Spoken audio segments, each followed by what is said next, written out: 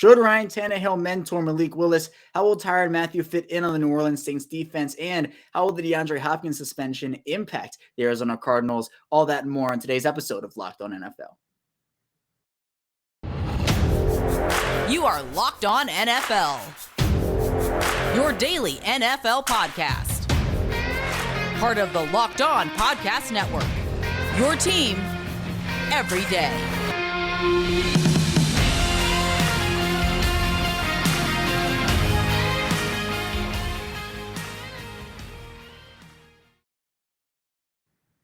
Welcome into another episode of the Locked On NFL podcast, part of the Locked On Podcast Network, your team every day. It's Monday, so that means you have me, Kevin Ostreicher, the host of Locked On Ravens. And thank you for making Locked On NFL your first listen of the day. We're free and available on all platforms, including on YouTube. And today's episode of Locked On NFL is brought to you by Bet Online. Bet Online is you cover the season with more props, odds, and lines than ever before. Bet Online, where the game starts.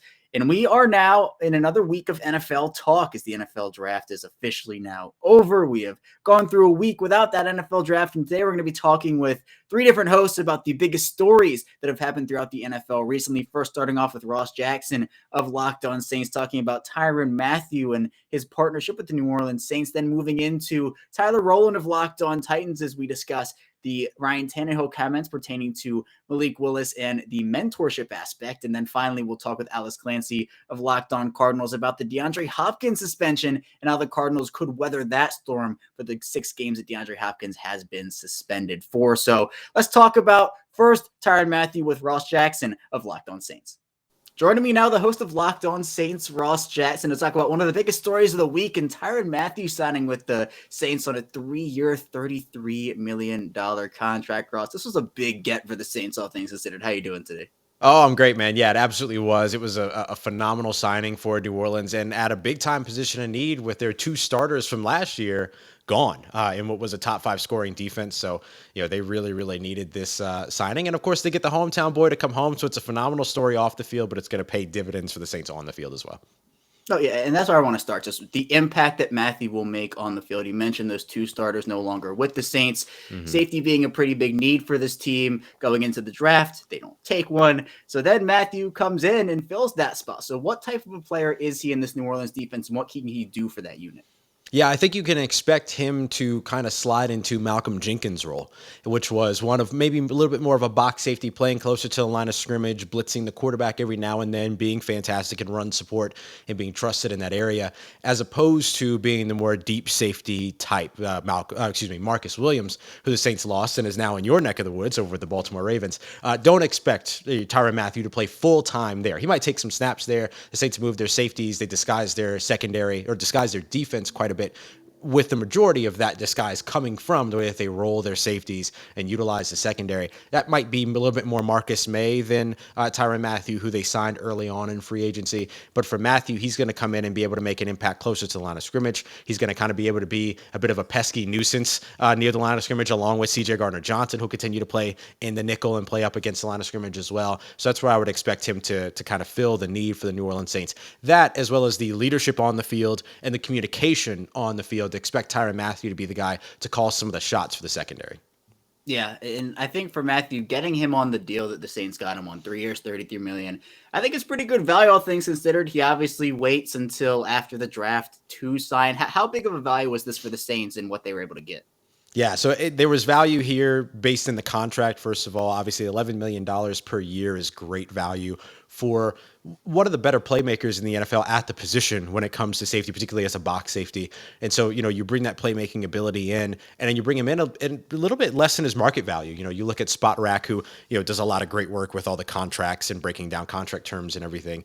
And they have a market value system that they use that kind of projects what a player's value is in the free agency market. And the market was set for him at $14.8 million in terms of their estimation. So coming in a bit under that was great for the New Orleans Saints. He also came in a bit under value in terms of Marcus May's contract as well. So being able to land 2 new starters in your defense, right around the $10 million, couple $1 million either way range is really, really fantastic. And yeah, he waited until after the draft, which also told you he wasn't going to get kind of like maximum safety money in that case. But, it doesn't really impact the Saints in terms of compensatory picks because, it does get them outside of the compensatory free agency period, but they weren't in line for any compensatory picks. However, Tyrann Mathieu waiting that long to sign with New Orleans does mean that Kansas City, who effectively broke his heart by not bringing him back and instead going on a cheaper deal to Justin Reed, they won't see any comp picks for that. So Tyrann Mathieu gets to come home and kind of sticks it to his former team a little bit as well. Yeah, interesting. How it's kind of crazy how that all works out. The storylines, the mini storylines that can come out of that. But Russ, you look at the safety position for New Orleans, and they didn't take one in the 2022 draft. There was some rumblings that they could, but did you expect this deal after the draft to kind of get done after the Saints didn't make that move and take a safety?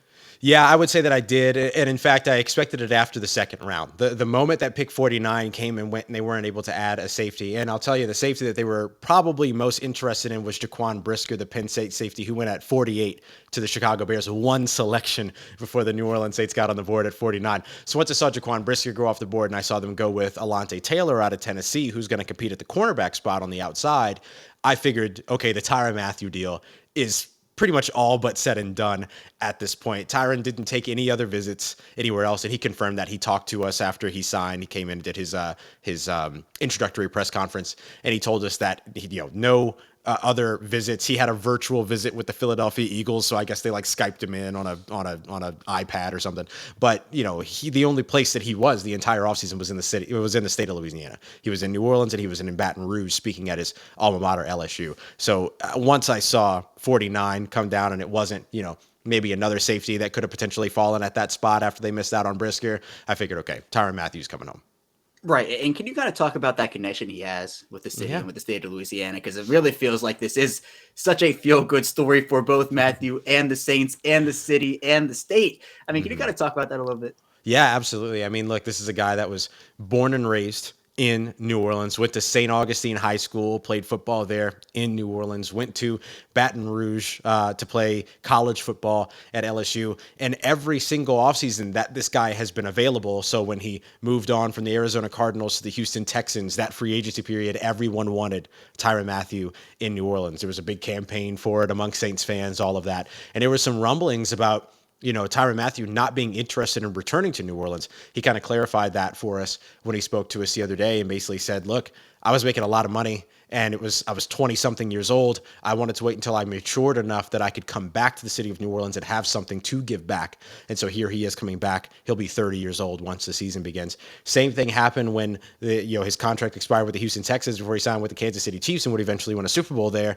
Everyone wanted him in New Orleans, and he was actually in New Orleans doing, he does summer camps every year and everything in the city of New Orleans. He always gives back to the community there. And now he's coming back finally. And the next time that he takes the field, it'll be in the black and gold as a New Orleans Saint. And so he gets to get back to his hometown team that he rooted for. He gets to give back to the community that he grew up in and that he has continued to give back to. And he gets to be right in the backyard the entire time. He shared a story with us about the 2009 Super Bowl win, in which he and his friends, right after the Super Bowl had concluded, when the Saints won 31-17 against the Indianapolis Colts, their one and only Super Bowl appearance and one and only Super Bowl win. He talks about going down to Canal Street to help celebrate because everyone was going nuts in the city of New Orleans, as you would imagine, and then was able to follow that up immediately by saying, I celebrated the first Super Bowl win, and now I'm here to help the Saints win their second Super Bowl. And it's such a rare and unique opportunity that he has in returning to his hometown team. And it feels like he's going to be such a great leader, both on and off field. But can you talk a bit about that off-field impact that I think he'll probably have for the city and what he'll be able to do now that he's not just a member of the NFL and kind of working a little bit with the city and other teams, but now just a member of the Saints? Yeah, I think there's a couple of things to look at. His 7-on-7 camps every year, as well as his football camps every year, are extremely popular. He's already doing those in the city of New Orleans. You can expect that to ramp up and just have a larger impact, doing that in the Saints training facility, for instance, things like that. The other piece is that he'll be able to now partner with guys like Demario Davis, as well as Cam Jordan, who have already had such a massive impact within the community with the work that they've done. Demario Davis does, this guy, he's rewritten legislature in the state of Louisiana to make sure that people who are incarcerated on nonviolent crimes still have the right to vote, right? So they're reinstilling people's civil rights in the city of New Orleans and in the state of Louisiana. And so now he gets to operate and work alongside those guys to have a larger impact within the community as well.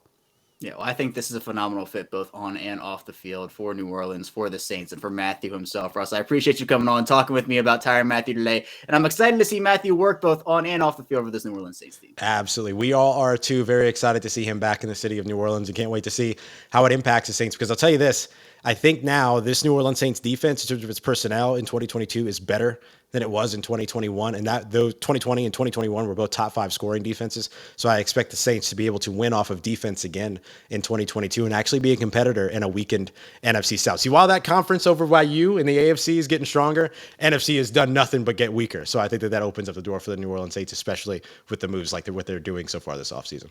You know, the phrase is defense wins championships, and I think the Saints are really making that come true with the additions they've made. Russ, thanks so much. Always, buddy. A big thanks to Ross for hopping on talking Tyrann Mathieu with me. I'm really excited to see how the Saints use him. It feels like a really, really good partnership between the two, both on and off the field. So I think the Saints defense will be very, very dominant in 2022, especially with all the pieces they have, including Tyrann Mathieu. We'll head into our first break here on Locked on NFL. When we get back, we'll be diving in to the Ryan Tannehill comments pertaining to Malik Willis and the mentorship aspect of that. So be sure to stay tuned for that. Still a ton to talk about on Locked on NFL. But first, I do want to tell you a bit about Bet Online, and BetOnline.net is your number one source for all your sports betting stats and sports info. And for me, who's a Denver Nuggets guy and whose team is eliminated from the playoffs, it can be a little tough, but there are still a ton to bet on. There are a ton of really good sports developments, league reviews, news, including this year's basketball playoffs, Major League Baseball, and, of course, the Kentucky Derby as well, which happened. And BetOnline.net is your continued source for all your sports wagering information, from live betting to the playoffs, esports, and more. There are a ton of options with BetOnline, so be sure to head to the website, use a mobile device to learn more about the trends in action. BetOnline, where the game starts. We return here with our second segment of Locked on NFL. Kevin Ostreicher, your host, still here with you. And again, thank you for making Locked on NFL your first listen of the day. Be sure to subscribe to us on YouTube and follow us wherever you get your podcast. But now here in the second segment, we're going to be diving into a conversation with Tyler Rowland about the controversy surrounding Ryan Tannehill's comments about mentoring Malik Willis. Let's talk about that now with Tyler Rowland of Locked on Titans. Joining me now is the host of Locked on Titans, Tyler Rowland, to talk about some comments from Ryan Tannehill about new Titans quarterback Malik Willis. And Tyler, the Titans, they picked Malik Willis at pick number 86, a pick that I personally really liked, but I first wanted to get your thoughts on it. How you doing today, and how'd you feel about that pick? Yeah, it's a great day to talk football. I know that. Glad to be on here. My second day that I'll be on the show this week.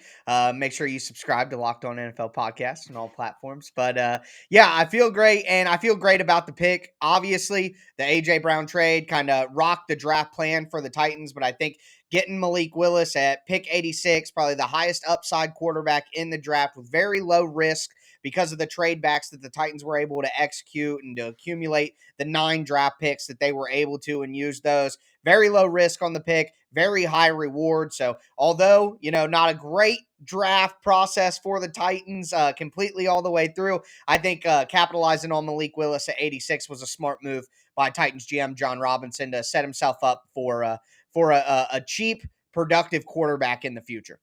Oh, absolutely. Yeah. And that kind of moves us into the Tannehill comments, because obviously one of the big stories of the week is Ryan Tannehill saying that it's not his job to mentor Malik Willis, a quarterback who's coming in, obviously can learn a great deal from a player like Ryan Tannehill, but Tannehill doesn't seem to want to take that step into personally going out of his way to mentor, a step that many quarterbacks have taken. Some have not. This is not the first time we've kind of seen something like this happen. Right. But were you shocked at all by the comments made by Tannehill? Was that something that you thought would be said by a quarterback like Tannehill?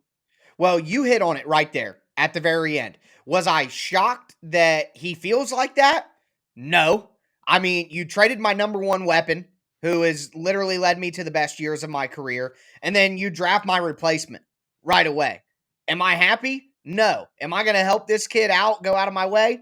No, probably not. But I will tell you, I was shocked that Tannehill came out and said it. He's very polished when it comes to the media. The Titans are lock and key as an organization when it comes to talking to the media. And I guess, in my opinion, Ryan Tannehill, based on my experience with him, he knows better, and he knows what kind of reaction would happen to him saying something like that. So was I shocked he felt that way? No, but I was shocked that he did come out and say it. I'm surprised he took that leap, because Tannehill knows what happens when you say things like that in this league. Right, definitely a lot of pushback, a lot of backlash for the comments for sure. But I mean, part of this, Tyler, it feels like obviously Ryan Tannehill's postseason was not where you wanted it to be if you're a Titans fan, part of the Titans organization. And bringing in Willis, a very talented young signal caller, there are different opinions as to just when Malik Willis could potentially start at the NFL level. Some believe that, if Tannehill struggles, he could come in and provide some positive impact. Others believe it's more of a he'll sit behind Tannehill for a year situation. Do you see a situation where Willis can play if there's no injury to Tannehill? Do you see a situation where Willis comes in and plays and maybe replaces Tannehill if he struggles a little bit? Well, I guess there are two different answers to the way that you posed the question. Do I think that he could come in and play even if Ryan Tannehill is not injured? My answer is yes. Replace, though? No. The answer is no. There is no realm where Ryan Tannehill is replaced by Malik Willis if Ryan Tannehill is healthy. Now, there are some scouts out there that do believe that Malik Willis would have been drafted as a running back if that's what he wanted to be coming into this draft class. So I think there's absolutely a role out there for Malik Willis to be used in goal line situations, red zone situations, short yardage situations. Get him some packages in with some run plays to take advantage of that talent and that ability. Then of course, he can do some wildcat things and throw. He's a quarterback at the end of the day. So once you get that run game going and that package installed for him, then you have some throws off of that. But Ryan Tannehill is still a really good quarterback. I think he's probably somewhere from the 9th to 14th best quarterback in the NFL on most given days. So I think he's still clearly far and away the best quarterback on the roster. And you add in, like you mentioned, Malik Willis does need a ton of development in terms of how to run an NFL offense. He doesn't even have a lot of experience taking the ball from under center. So he needs that development. But I think that there are smart ways you can utilize his talent and what he brings to the table already while not replacing Ryan Tannehill as the team's quarterback in 2022. So yes and no, or yes and yes, but no replacing Tannehill. But I definitely would get Malik Willis on the field in certain situations.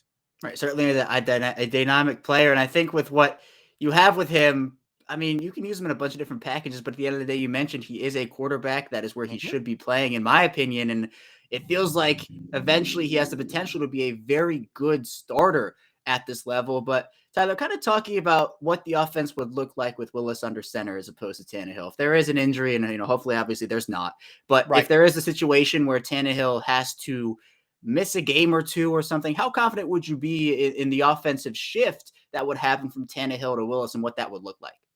Well, I think you always get a little bit of a bump when you unveil a new style of offense as a team. I mean, we've seen throughout the years different, I guess, gadget styles with the Wildcat and things like that have been used. Teams come out doing different things, like the Ravens, a team you know a lot about. They came out with a unique style of offense once they installed Lamar Jackson as the starter. I think, like we see in Baltimore, like we see in maybe Philadelphia with Jalen Hurts, you would want to utilize the quarterback more in the run game and get that extra blocking advantage. You get that 10th blocker when you use the quarterback as a runner. And the Titans showcased a lot of schemed up offense last year, quick screens, quick throws, not to much success. And I was very unhappy with that portion of the playbook. I don't believe Titans offensive coordinator Todd Downing is the guy to make Malik Willis a success in this league. So that's a concern right now. But Tim Kelly is a senior offensive assistant who I do have faith in, who developed Deshaun Watson. So I think his help and him becoming the offensive coordinator eventually gives the Titans some hope there. But I think they would have to craft the offense with more of those schemed up opportunities, quick throws, add in more RPO into the offense where you're allowing easy opportunities and space for your playmakers. I think they'd have to simplify the offense for Malik Willis early on and incorporate a lot more quarterback run if he was thrust into a starting role due to injury or whatever early in the year. Again, I really do think that year of development working with senior offensive assistant Tim Kelly, who worked with Deshaun Watson, as I mentioned, in Houston, I think that is absolutely crucial to him becoming a successful quarterback. So I hope that he isn't thrust into any opportunities that he doesn't need right now. But if that were the case, I think we'd see more schemed throws and more quarterback run game for the Titans. Right, and we've certainly seen that redshirt year per se really help Mhm. quarterbacks out as they kind of sit and learn and are able to work on their skills. And Ryan Tannehill did say, if Willis picks up some stuff along the way, then that's great. So, Tyler, when you look at what Ryan Tannehill brings and what Willis could learn from him in that aspect, what are some things that Willis could pick up from Tannehill as the year goes on? Well, I think there are so many little intricacies of the position. Think about depth on routes.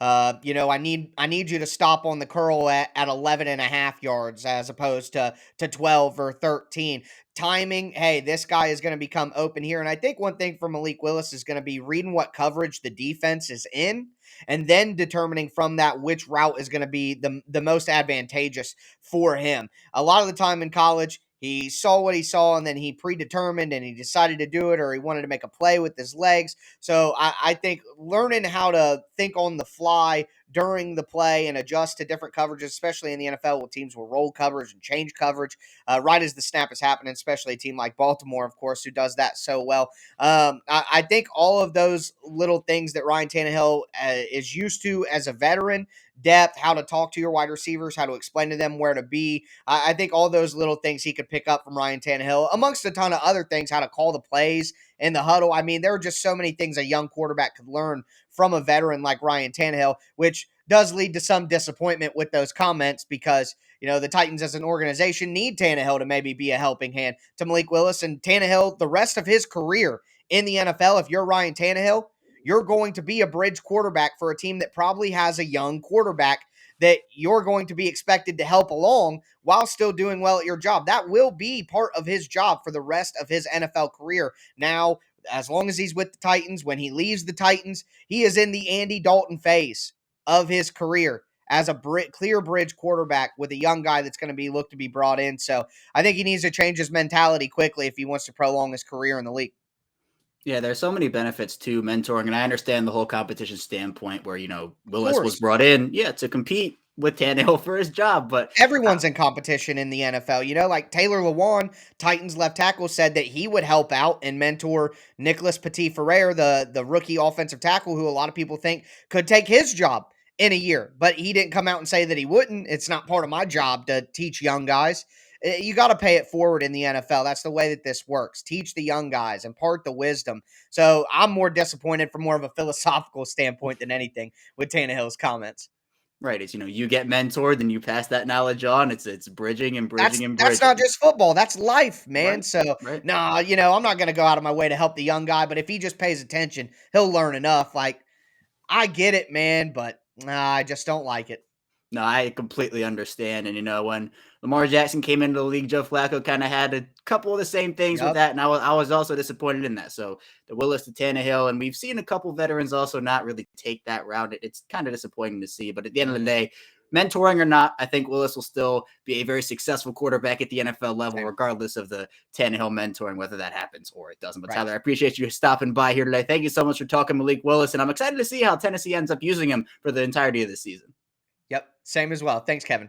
Again, a big thanks to Tyler for coming on here talking with me about Ryan Tannehill, Malik Willis, and the Tennessee Titans. And again, regardless of whether Willis is mentored by Tannehill or not, I have a feeling he's going to have a very successful NFL career. We'll head into our final break here on Locked On NFL. When we get back, we'll be diving into the DeAndre Hopkins suspension with Alex Clancy of Locked On Cardinals. So be sure to stay tuned for that. Still a ton to talk about on Locked On NFL. But first, I do want to tell you a bit about Built Bar. And summer is coming, and with summer, you're going to need some food on the go. Built Bars are the perfect snacks to take with you on family vacations. You can throw them in your bags or even in your kids' backpacks. And the best part about Built Bar is they're healthy and delicious, so no more sacrificing delicious foods for health with Built Bar. You can have both, and it's really easy too. All you have to do is go to Built.com and order now. And all Built Bars and Puffs are covered in 100% real chocolate. That means with Built Bar, you can eat healthy and actually enjoy doing it because they're just really, really good tasting. Most Built Bars contain 130 calories, 4 grams of sugar, 4 net carbs, and 17 grams of protein. So you can go to Built.com right now to get all your favorite flavors, including banana cream pie and raspberry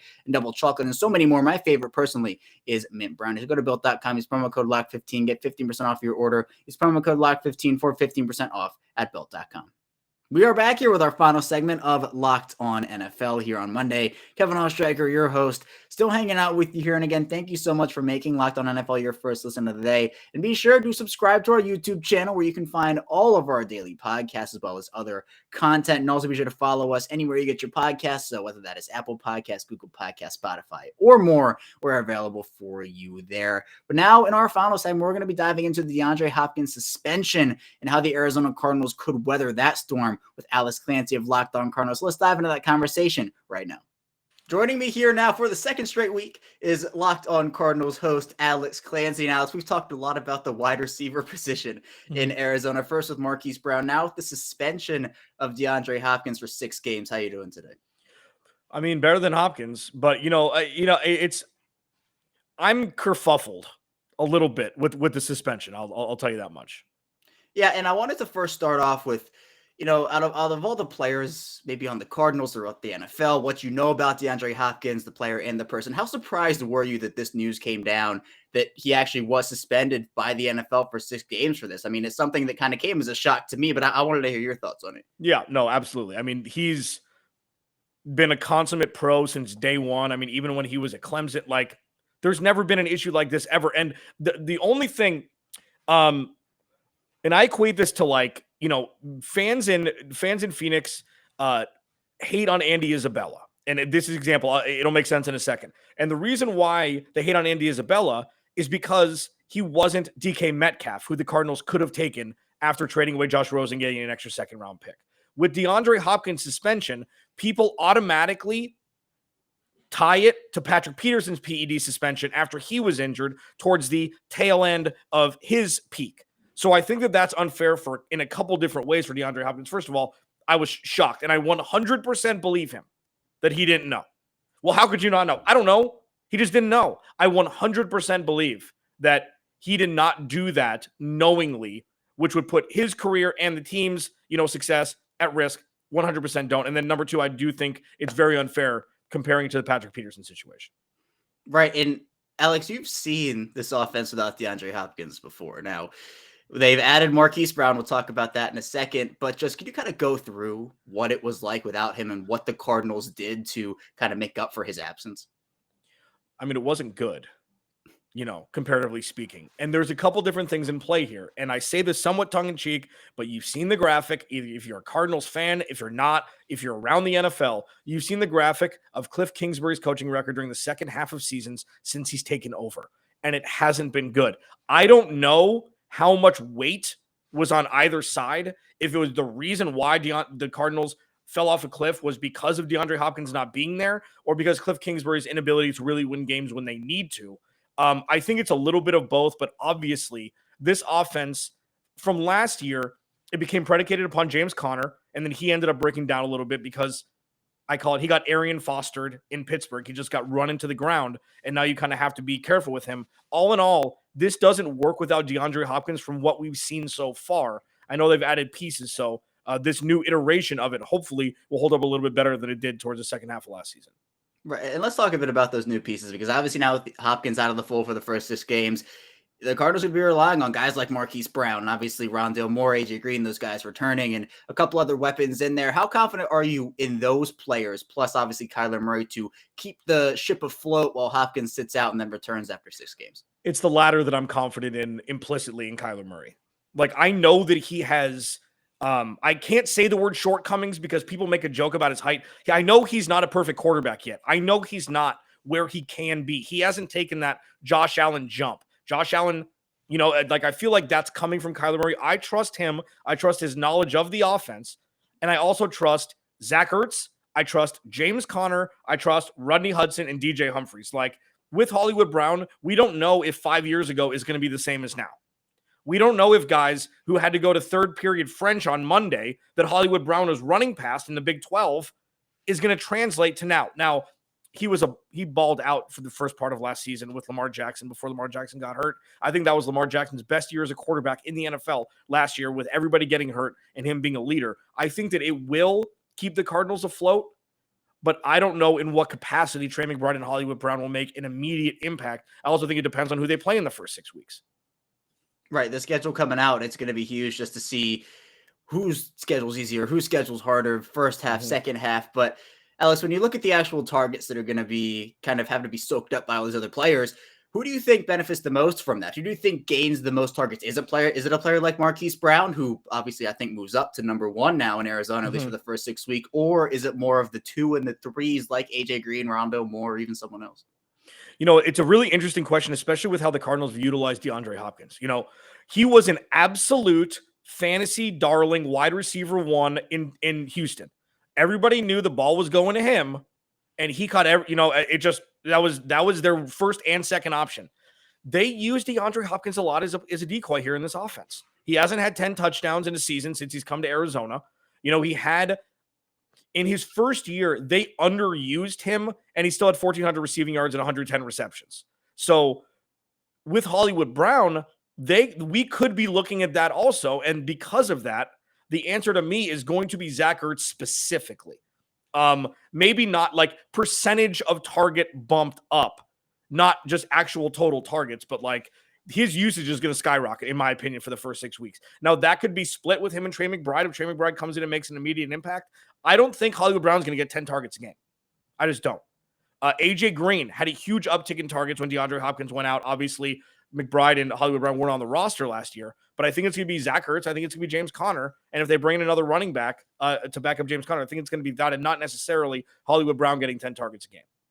Right, so let's talk a bit about James Conner in the run game, because it feels like they could shift a little bit more to that. Do you feel like James Conner, you talked about him kind of getting run into the ground, and the second half he kind of broke down. Do you fear that kind of happening this season as well, with Hopkins not being there for the first 6 games? Well, and it wasn't even with DeAndre Hopkins being out. It was the fact that they haven't addressed the running back position. Now, they drafted a kid out of USC in the 6th round who I had Trevor Sikkema on, and I've talked to some draft people. They're like, that was a really good value pick from them. He played in Texas for 3 years and then went to USC for his last year. But my biggest fear, after losing Chase Edmonds for not that much money, Miami didn't give him a whole bunch of cheese, but he left. If they think that James Conner can be a 25 to 30 touch guy when they need him to be to start the year with no backup plan, that's a recipe for disaster. It's a recipe for disaster. And he was the most important offensive player not named Kyler Murray last year for the Cardinals. Highest usage. He had almost 20 touchdowns. Like, it was magical. And obviously he breaks down because, he's had some injury concerns, and Pittsburgh overused him like they did Le'Veon Bell and pretty much every running back they have. They need to bring in another running back for 40% of the touches. Even though they gave him $10 million a year or upwards of, using him 60% of the time for the whole year is a lot better than using him 90% of the time for 10 games. So yes, it scares the hell out of me that they're going to try and ride him and replicate what they did last year, chasing fantasy points, as it were. You sit a guy, then you start him the next week, hoping that he's going to replicate, the last week's performance. They need backup dancers for James Conner if he's going to stay the whole year.